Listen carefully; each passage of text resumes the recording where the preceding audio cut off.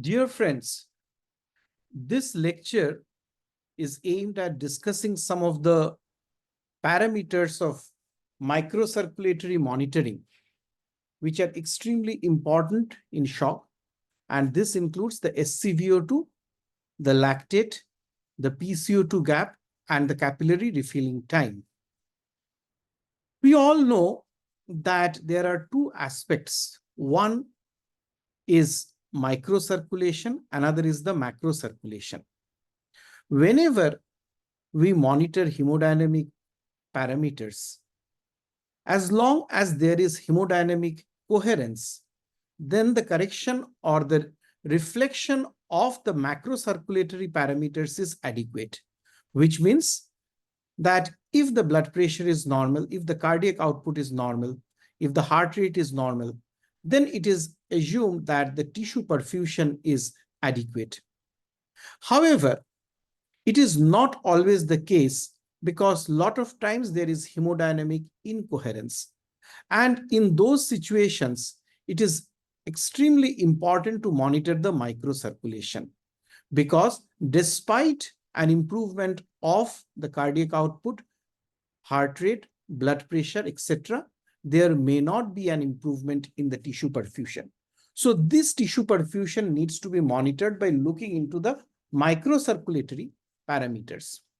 Now, microcirculation is a complex network of arterioles, venules, and capillaries that connect the arterial and the venous system, and they measure of less than 100 micron in diameter. And all the diffusion of oxygen, removal of carbon dioxide, transport of nutrients, transport of hormones, the immune responses are all mediated at the level of the microcirculation. Therefore, the parameters of importance which can determine the adequacy of microcirculation is extremely important in various forms of shock, and particularly septic shock, which is a paradigm of hemodynamic incoherence. Now, whenever we look into the aspect of microcirculatory parameters, the two most important things that requires clarity for understanding is the DO2 and the VO2. The DO2 is the oxygen delivery, and this is the product of cardiac output and the arterial oxygen concentration. We all know that the major part of the oxygen in the blood is carried by hemoglobin. Some part is carried, which is insignificant, as a dissolved form in the plasma, and therefore it can be omitted from the equation. So the equation for DO2 would largely be confined to cardiac output multiplied by 1.38 multiplied by hemoglobin and the SaO2, which is the represent the arterial oxygen content. Likewise, the VO2, that is the oxygen consumption, which is actually being used up at the level of the tissue or at the level of the microcirculation, is determined by the product of cardiac output and the difference in the arterial and the venous oxygen content. So the amount of oxygen which is returned in the venous blood is subtracted from the amount which is delivered into the arterial blood, and this represents the consumption. So that multiplied by the cardiac output reflects the VO2. So VO2 is a product of, again, the cardiac output into 1.38 into a hemoglobin into the difference between the arterial and the oxygen venous concentration content. So the most frequently used parameters which are available in clinical practice includes mixed venous oxygen saturation, that is called SVO2. Again, we have another form which is the central venous oxygen saturation, which is called the SCVO2, the lactate levels, the partial pressure of carbon dioxide gap, and other surrogates of the respiratory quotient. If you look into the curve to your left, the graph displays VO2 versus DO2, VO2 along the y-axis and DO2 along the x-axis. And to a large part, you can see that the VO2 is independent of the DO2 because the supply of oxygen is much in excess to the actual consumption till a point is reached, which is a critical value or the DO2 crit, at which the VO2 starts falling. And after that, there is a significant fall.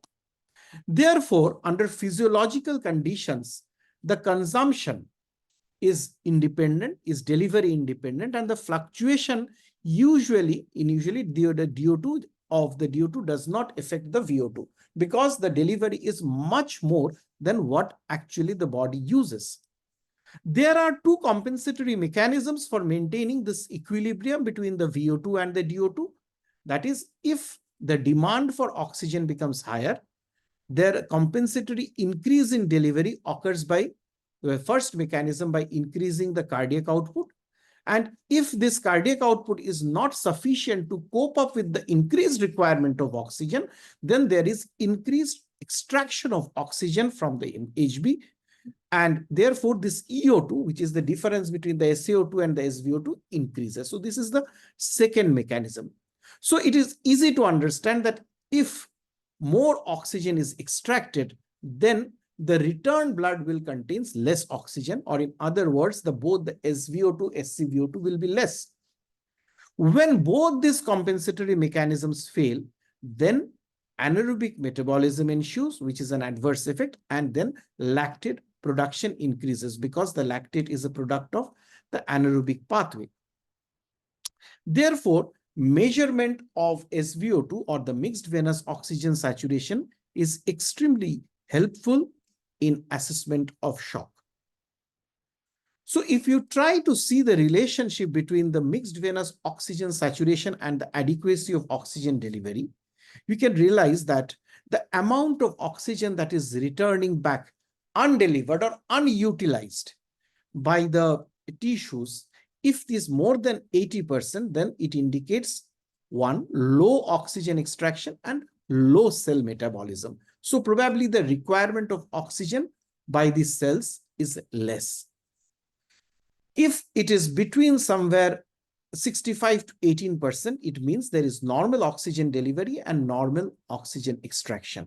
However, once it starts falling below 65, it indicates compensatory increased oxygen extraction, which means that the tissue perfusion is failing to meet up the oxygen demands of the body, so which the body is trying to extract more oxygen from the available resources and the return is coming down.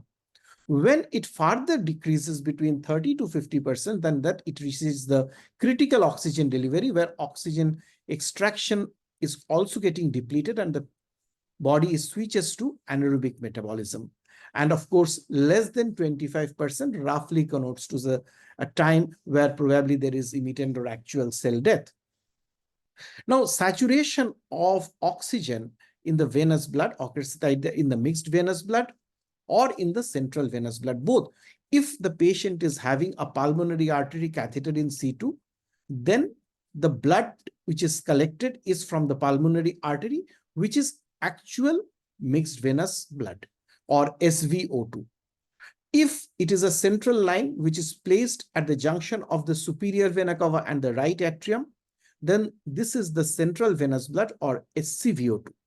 So normally the mixed venous oxygen values are 65 to 80%.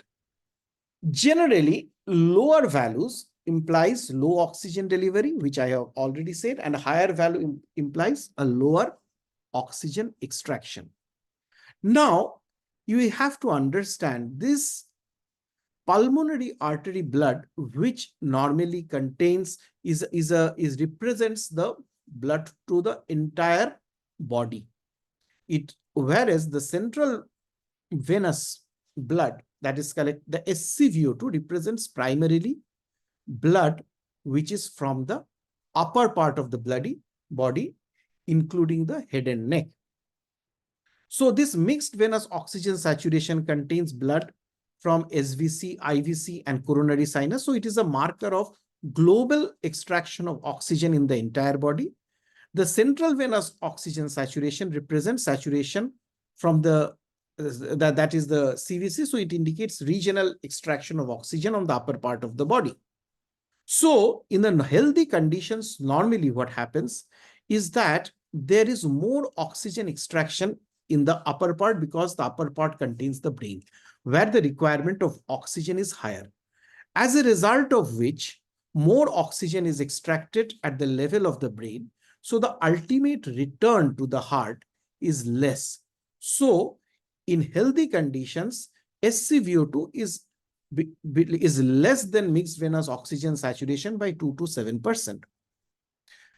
During circulatory shock, there is centralization because body tries to restrict. It tries to keep its blood flow uninterrupted to more essential areas where the requirement is more, in comparison to lesser important areas where the requirement or the need is less.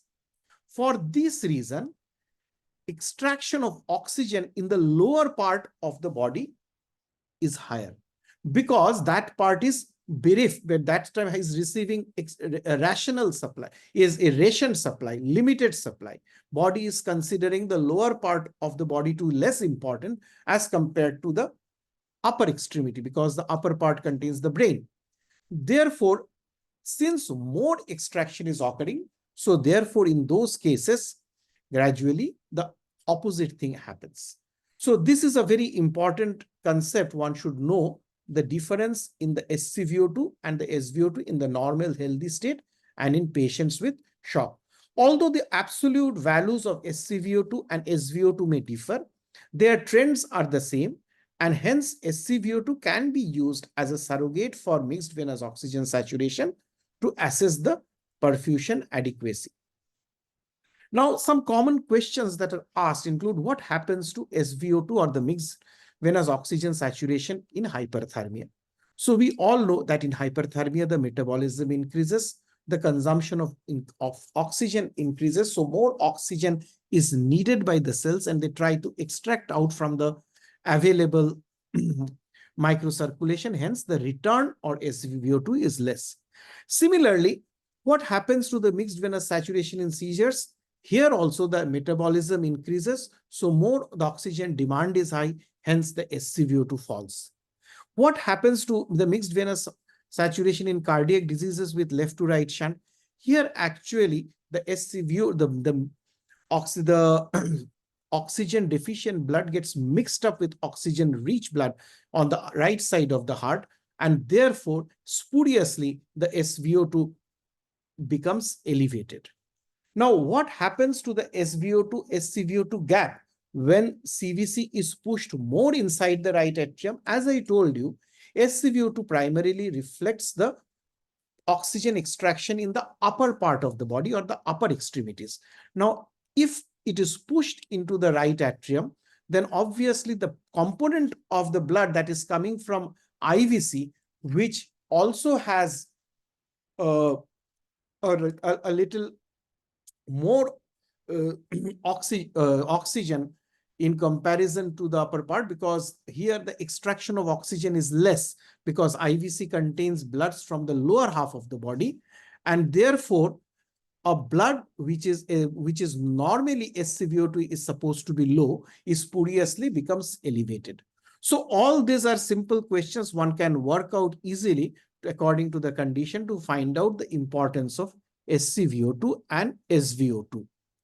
In which type of shock there is a poor correlation between SVO2 and the cardiac output, and this is the one which I mentioned, that septic shock is a paradigm for this, because despite having because it is a distributive shock, being in a vasodilatory state, so sometimes the cardiac output and SVO2 may be poorly correlated in septic shock.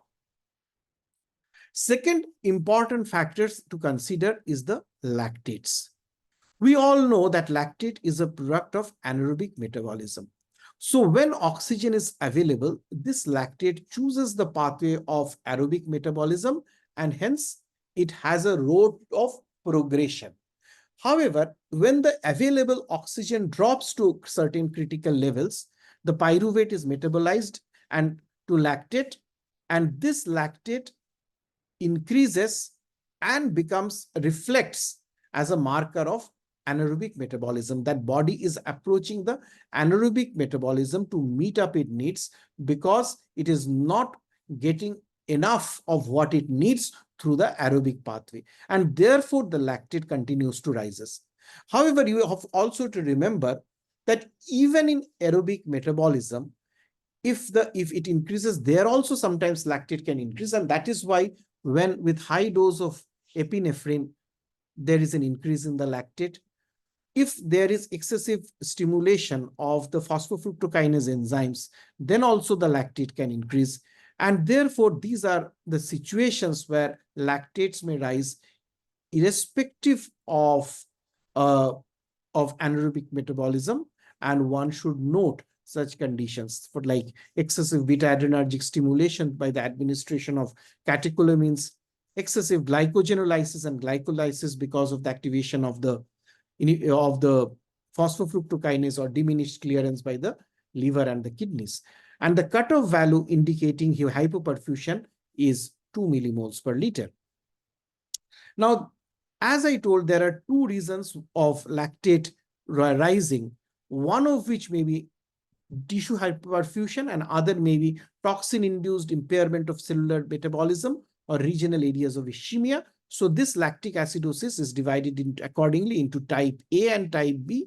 In type A, the etiology is cardiogenic shock, cardiopulmonary arrest, sepsis, whereas in type B, it may be because of diabetes, chronic alcohol intake, HIV, malignancy, D-lactic acidosis, mitochondrial dysfunction. These are certain genetic enzymes are deficient in certain individuals, as well as in drug-induced states by the use of metformin, linezolid, antiretrovirals, etc. So once we exclude those type B or the conditions which can elevate the lactate acids for these reasons of toxin-induced impairment or regional areas of ischemia, one can consider tissue hyperperfusion, and hence lactate becomes a very useful marker of microcirculation. The correlation between lactate and cardiac output is therefore weaker. Next, you have to understand the prognostic marker and the goal-directed therapy, because lactate is the only parameter to have clear evidence for goal-directed therapy. That is, if after a goal-directed therapy, we find the lactate is coming down, then probably our strategy of goal-directed therapy is working fine. If it is not coming down, probably a change in the strategy needs to be undertaken. Both high value and slow clearance are associated with worse prognosis. Bringing lactate levels below 2 millimoles per liter or clearance of greater than 20% every 2 hours in early stages of septic shock, that is within first 8 hours, or more than 50% in the first 6 hours, has been found to have improved outcomes, better outcomes. When cardiac output and SVO2 are normal, that is mixed venous oxygen saturation is normal, increased lactate level can imply microvascular and cellular failure. So this is called uncoupling, and it is a marker of distributive shock. And that is why I told you that in distributive shock or septic shock, cardiac output and mixed venous oxygen saturation may not correlate well. Lactate levels can also be elevated if there is local hypoxia, that is acute limb ischemia following acute compartment syndrome or in such cases. So all of these are important while understanding and interpreting the value of lactate. Suppose a question comes, a 50-year-old male presents with fever, vomiting, and abdominal pain for 2 days. The blood pressure is 90/50, the heart rate is 130, saturation is 95% on room air, respiratory rate is 20 per minute. The blood lactate is 4.2 initially, which becomes 3 after fluid resuscitation for 1 hour. After 2 hours, it is 2.5. The SCVO2 is initially 50, but becomes 70 after 2 hours. Is fluid resuscitation adequate? So in this question, there are two aspects. One, we can see that the central venous oxygen saturation, which is gradually increasing. So once it is increasing, it implies that the cells which were deficient, which were crying for oxygen, are now getting more oxygen, as a result of which their return blood is containing more oxygen. So it seems apparently, but if you see the blood lactate, the rate of fall, you can see that the blood lactate is 4.2, which becomes 3. That is, there is a reduction by 1.2, 1.2 upon 4.2. So roughly around 30 to 35%. If you go back from the right side, you see that bringing down of 2 millimoles per liter or a clearance of greater than 20% every 2 hours, which satisfies our criteria, because instead of 2 hours, it has become 1 hour, and after 2 hours, it is 2.5. So from 3 to 2.5 is again fall by 0.5.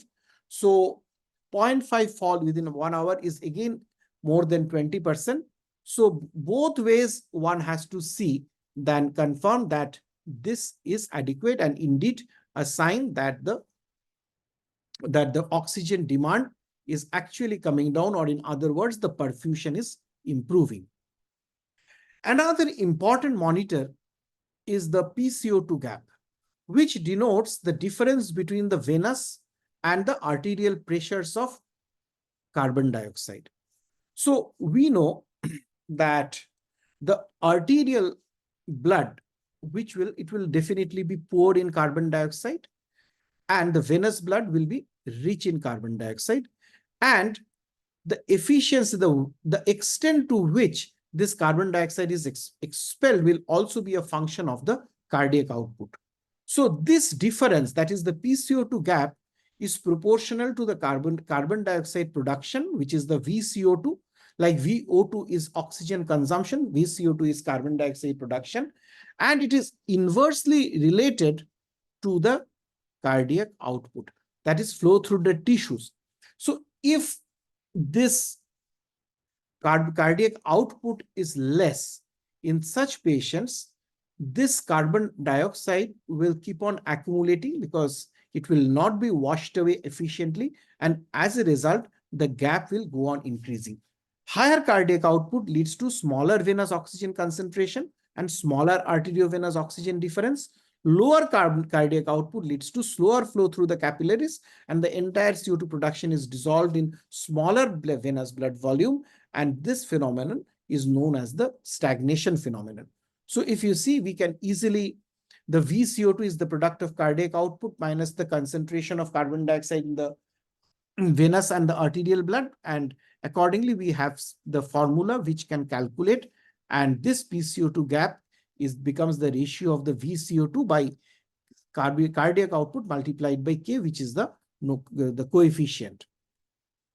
So venous content of CO2 and PCO2 depends upon the microvascular venous return, and the PCO2 gap reflects venous return from the capillary bag and the adequacy of the microcirculation.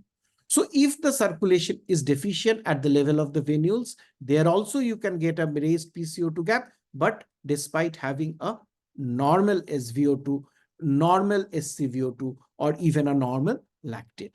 In normal conditions, that is normal cardiac output, homogeneously healthy capillary bed, all carbon dioxide production is rapidly washed out and veno-arterial PCO2 gradient is minimal. But whenever in a septic shock, we know the situation is different because certain capillaries may be normal, certain capillaries may be abnormal. At some places, the blood flow may be stagnated. In certain places, the blood flow may be normal, or some places it may be even fast. So accordingly, the picture, the global picture we get will be a mix of all three. In those cases, we will have to find the average. And therefore, a PCO2 gap of greater than 6 millimeter mercury is the cutoff value that implies inadequate cardiac output. And in that case, the therapeutic option would be to increase the cardiac output with the aim of normalizing the PCO2 gap. The variation of carbon dioxide occurs faster than lactate changes, and therefore it is more sensitive marker to hemodynamic changes than lactate. Even when lactate becomes normal, this PCO2 gap may become wider, which indicates that the cardiac output is less. And by the time the lactate levels, it may be even much wider. So if intervention needs to be done, it may be done better by looking into the PCO2 gap than by looking at the lactate. However, there are some limitations. As I told you, in distributive shock, like the septic shock, there is a weak correlation between the PCO2 and the cardiac output, which is similar to that of mixed venous oxygen saturation, because all capillaries are not the same. All capillaries, the stagnation of blood is not the same. In certain capillaries, the stagnation is more. In certain capillaries, there is no stagnation. And therefore, the decreased functional capillary density with areas of good and poor perfusion leads to elevation of venous CO2 content and PaCO2 despite normal or high cardiac output. So this is some big limitation in septic shock, and therefore one needs to be careful in interpreting its values in septic shock. PCO2 gap does not indicate the metabolic impact of hypoperfusion, so it does not reflect hypoxia. The values of PCO2 gap exhibit the same trends as mixed venous oxygen saturation when using mixed venous oxygen. That is the difference between the venous and the arterial component of the CO2, or the change in the central venous blood. So if we have the component in the pulmonary vein and the pulmonary artery, we know that the pulmonary vein contains the absolutely pure blood. The pulmonary artery contains the impure blood, and the difference in PCO2 can also be seen, and it will match with those of the PCO2 gap. The next important is to find is this ratio, and this ratio is derived from the respiratory quotient, which reflects the ratio of the moles of carbon dioxide generated per mole of the oxygen. It can be directly measured by calorimetry, but many of the new ventilators, they also have the volumetric interpretation and that module, and this can be calculated by the expressed equation. In aerobic metabolism, one oxygen molecule leads approximately to the production of one CO2 molecule, so the respiratory quotient is 1. In hypoperfusion leading to anaerobic metabolism, there is decline in both VO2 and VCO2, but this decline is symmetric. But when VCO2 decreases only slightly due to counterbalancing of the aerobic production, then it will decrease in the anaerobic production also. So if we see that the CO2 level in the V minus A, that is the amount of decrease which is occurring, is almost the same as the fall in oxygen, because both are affected by the cardiac output because of fall in the cardiac output, because with the fall in cardiac output, the CO2 will keep on rising and the oxygen, that is it will keep on declining. So therefore, as and when this ratio gets up, we can understand that whether one component is important or another component is more important. So a PCO2 gap by C minus A of 1.4 implies anaerobic metabolism. The elevation of both PCO2 gap by C A minus VO2 and lactate strongly indicates ongoing anaerobic metabolism. And if PCO2 gap by A minus V oxygen is elevated, but lactate levels are on, it suggests the onset of anaerobic metabolism. Let us try to be more clear that if you look into the table on the left side, if you see that if the parameter is SVO2, the clinical application as a marker of hypoxia, the cutoff value is less than 65. Extraction of oxygen from the hemoglobin, it is more than 80. Microcirculation and cell failure, there is high SVO2. With lactate, we can see the clinical application as hypoxia, anaerobic metabolism, strongest data for goal-directed therapy, and also can detect local hypoxia like following increase in the level in compartment syndrome, etc. PCO2 gap is good as a clinical application as a marker for venous perfusion, venous return or perfusion, and more than 6 millimeter mercury is considered as significant, whereas the ratio of PCO2 gap by the C into A minus V of oxygen is a marker for hypoxia and anaerobic metabolism, and all the 3 stages of anaerobic metabolism, which I have just now, which you can see on your right, and the relation with the ratio between PCO2 gap to the difference in content of arterial and venous oxygen becomes important. And that indicates more precisely the nature of anaerobic metabolism through which the body is passing. So when cardiac output and mixed venous oxygen saturation are high, increased lactate and PCO2 gap to content of arterial minus venous oxygen can imply microvascular and cellular failure. If the lactate levels are more than 2, it is prudent to check the SCVO2. If SCVO2 is less than 70, then check the PVACO2. And if it is less than 6, that is the PCO2 gap, then it indicates high cardiac output with dysoxia. If the SCVO2 is less than 70 and the PCO2 gap is more than 6, then it indicates low cardiac output with dysoxia. If the SCVO2 is more than 70 and the PCO2 gap is less than 6, then the patient is having high cardiac output with dysoxia or patient is in sepsis. If the SCVO2 is more than 70 and the PCO2 gap is more than 6, then it indicates microcirculatory alterations with dysoxia.